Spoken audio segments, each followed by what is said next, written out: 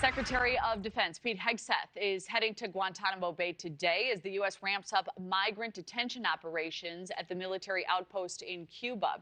The visit coming a day after House Democrats sent him a letter asking him why military resources like aircraft and doctors are being diverted to the base. NewsNation's Kellie Meyer is live at the White House. So, Kellie, we are only 30 days into this second Trump administration. It has been a month of rapid-fire change, especially when it comes to immigration policy.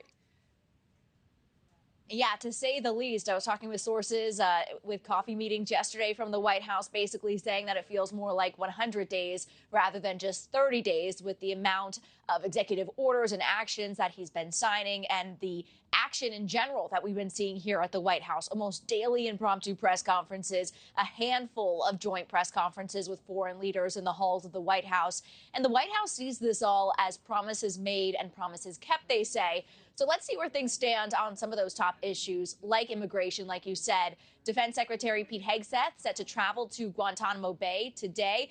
He will stay there through Friday at the border. The president fulfilling his promise to tackle immigration on day one, declaring a national emergency at the southern border and directing the Defense Department to send 1,500 troops to the southern border. 2,500 were already in the region. The Defense Department providing military helicopters to deport migrants, and ICE conducting large-scale operations from Chicago to New York City. And this week, the president plans to designate several Mexican drug cartels and other criminal groups in the country as foreign terrorist organizations, giving the government broad powers to impose sanctions on them.